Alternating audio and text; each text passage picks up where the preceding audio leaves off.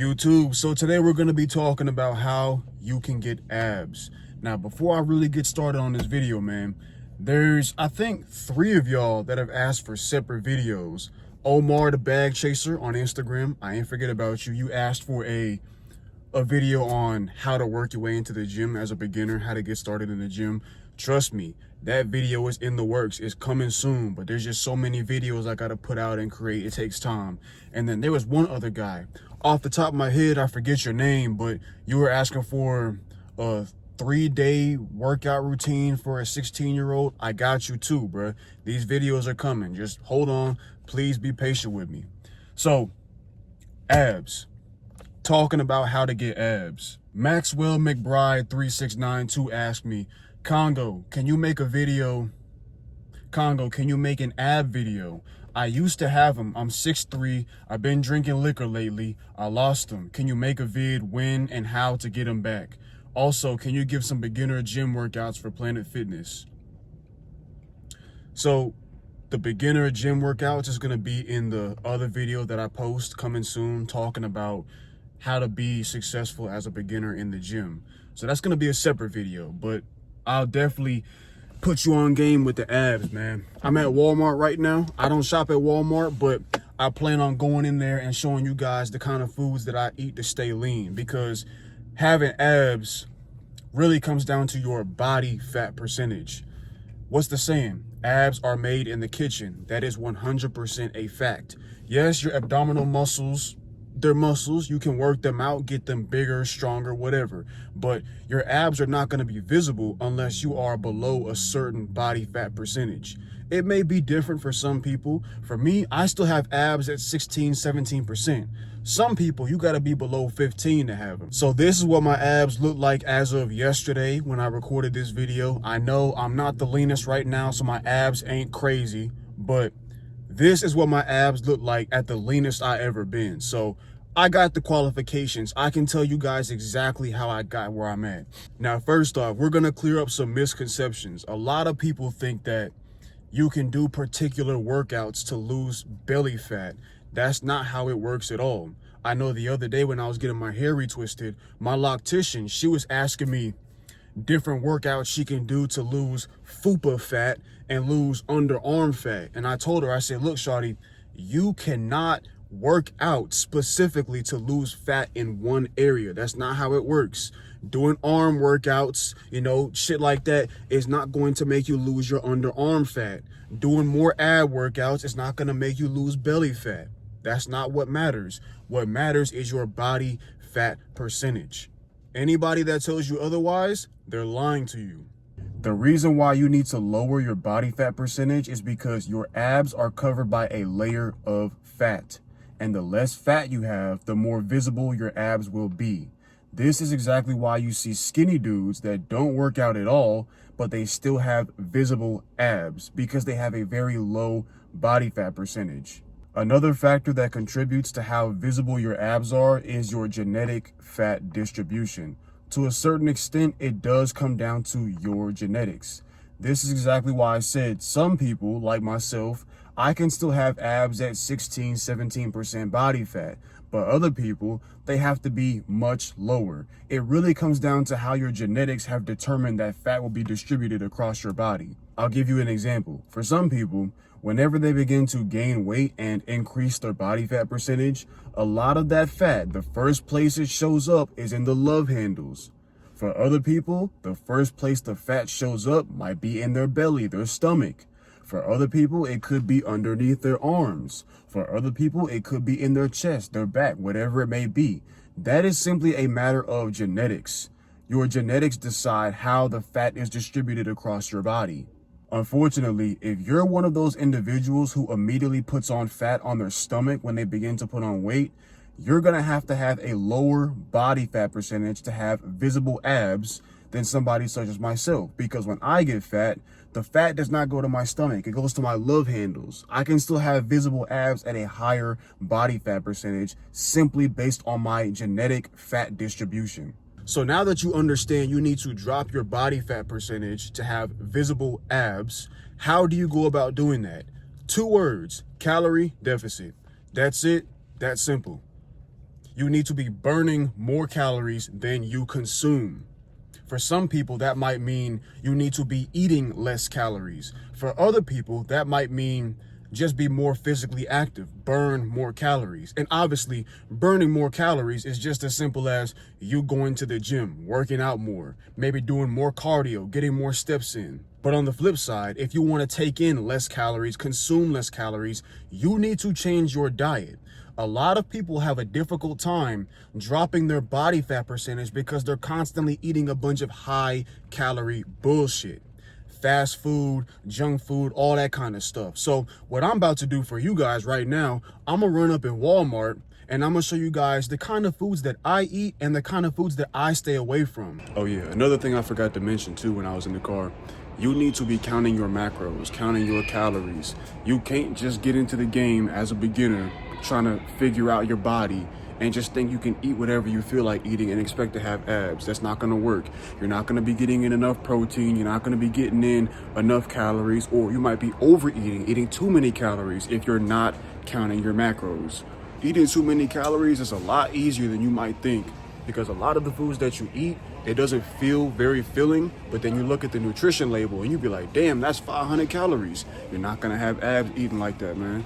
All right, man, look at the aisle I'm in. All this sugary bullshit, all this junk food. Stay the hell away from this aisle. Yes, it's good, but unfortunately, even though it tastes good, a lot of it is very high calorie bullshit. Let's pick some random shit. I used to eat these all the time when I was a little kid, man. Look at the nutrition facts. 90 calories per serving, 5. I would eat the whole bag in one go. That is 9 times 5, 450 calories in a single bag, man. And there's no kinds of good nutrients in it. Nothing but a bunch of sugary bullshit. It's cool to eat this trash bullshit in moderation, of course. But if you're trying to stay lean, be on the cut, stay the hell away from this aisle, man. So first things first, we're gonna talk about protein options. You can eat ground beef, steak, fish, but my personal choice, I like to eat chicken breast, thin slice. And no, I don't eat chicken because I'm black, man. I eat chicken because it's pretty lean for a meat.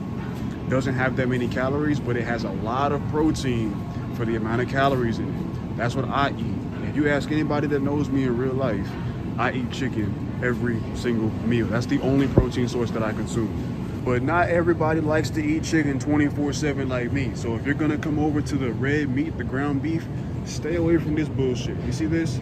This is all super high fatty content. Bring your ass on over here. Lean ground beef. That's not lean, fuck no. Where's the, normally they have like 4%, 7%. Stick to the leaner ground beefs. Personally, like I said, I don't shop for meat at Walmart. I go to H-E-B. They have grass-fed 4% lean beef. That's the kind of meat that I eat when I choose to not eat chicken. Now, personally, if I want to have a snack in between meals, I come over here to the yogurt section and I get Greek yogurt. This is my favorite brand right here, Dana Light Plus Fit. Look at the macros, man. 80 calories. That's not many. 24 grams of protein, or not 24, 12 grams of protein. My bad, I can't read, I'm dyslexic. Oh yeah, another protein source that I forgot to mention, eggs. Eggs are very good for getting in your protein. Personally, I didn't really include them though because I hate eggs. They get so nasty to me. I don't understand how people can eat that yolk shit once you boil it. Hell no. All right, next on to the carbs. When it comes to carbs, you have a bit of a wider selection. It kind of just depends on your personal preference. I used to eat a whole lot of rice, but after a certain amount of time, rice gets bland, it gets boring, it all tastes the same. So you can switch it up. You can use rice, you can use different pastas, you can use tortillas, you can use different breads, all that kind of shit, man. When it comes down to me picking out the bread that I want to eat, this right here, Dave's Bread, this is the brand that I normally stick to. Look at that. You got this swole ass dude on the front. That's how you know it's good for lifters, man. Look at the nutrients. 100 calories per slice. Look at the protein, 4 grams of protein, but you're still getting your carbs in. But do keep in mind, man, you also do want to enjoy your diet. You don't want it to all be bland and boring, and you don't want to hate the food you eat. You want to enjoy it. So as long as you're watching your calories, watching the macros of everything you eat, it's cool. You can go ahead and throw on some jelly jam, you know, all that different kind of shit on top of your bread. You can go ahead and get some cookies and cakes in. Just make sure you know the calories you're consuming when you do that shit. Oh yeah, another thing that I forgot to mention, when you're getting your carbohydrates in, oatmeal and granola are also very good sources of carbohydrates. But unfortunately, one thing you do have to watch out for when it comes to these two specific sources is they typically tend to be very high in sugar content. Especially when you're over here with the cereals and shit. You can get your carbs in with cereals too, man, but look at the sugar on this shit. Let's pick some random shit, man. Let's see, what kind of cereal do I like to eat? Oh, yep, Lucky Charms. Look at that. They even have to advertise less sugar because of how much sugar this shit has in it. Be careful with that shit. I'm not even gonna look at the nutrition label, man. Now, the reason why I eat the way I do is because I ain't gonna lie. I ain't no Chef Boyardee. I do not like to get up in the kitchen and cook shit, bro. I throw my chicken in the pressure cooker. That shit take about 15 minutes to cook. You know, some people, they like to actually get in the kitchen, take time to prepare the ingredients, actually cook shit. If that's you, there's plenty of online resources you can use. Go ahead, look up different cookbooks. You don't have to eat boring, basic shit like I do. I'm just showing you guys what I eat and what my diet consists of. All right, so now we're gonna talk about very specific foods to stay away from because they're gonna run your calorie count all the way the fuck up. Oils, man, be very specific with the oils you pick. Look at this, 120 calories in just a single tablespoon. I know a lot of people like to cook using different oils and shit like that, but if you're going to do that to add to the flavor of your recipes, cool, just keep in mind, watch the calories, because this shit can make your calorie count go up real quick. Honestly, another good habit to get into is just looking at the nutrition label on everything you eat. Before you eat anything, before you buy anything, just pick it up, turn it over, and look at the nutrition label, man. Look at how many carbs it has in it. Look at the sugar, look at the protein, look at the calories, all that kind of stuff, man. The more you do it, the better you get at it. All right, man, that's enough with the diet stuff, the food stuff. If you have any more particular questions, you can ask me in the comment section or look it up online, man. So now we're gonna get to the workouts. Cause like I said, even though most of the visible ab part is from your diet and your body fat percentage, your abs are still a muscle. You can still work on them, build them, grow them, and make them stronger. I don't train abs that often. Usually I do more core workouts. But on the rare occasion that I do train my abs, I only do 3 workouts: hanging leg raises, Russian twists, and the ab crunch machine. As y'all can see here in this video, I'm doing the hanging leg raises. This is how I do mine. I don't have enough strength to keep my legs straight and raise them all the way up. Hell no, I wish. But for me, I have to go knees to as close as I can bring them to my chest. For the Russian twist, I grab a 20 or 25 pound kettlebell, back and forth, side to side, side to side. And I would show y'all the ab crunch machine in this video, but unfortunately, when I was recording this video, it was out of service. So I'm gonna just put a picture up on the screen. Y'all see it. Y'all know how it works, man. You sit in the machine, grab the handles that are up there near your head, and you try to bring your face to your knees. Just crunch your body up like that. So that's the end of the video, man. This video had all the information that you need to know in order to have visible abs. If you guys have any more questions, of course, feel free to ask them in the comment section or shoot me a DM on Instagram and I'll respond. That's the end of the video, man. Questions, comments, or concerns, leave them down in my comment section. Follow my Instagram. It should be right over here in this little corner right here, man. And y'all have a good rest of your day.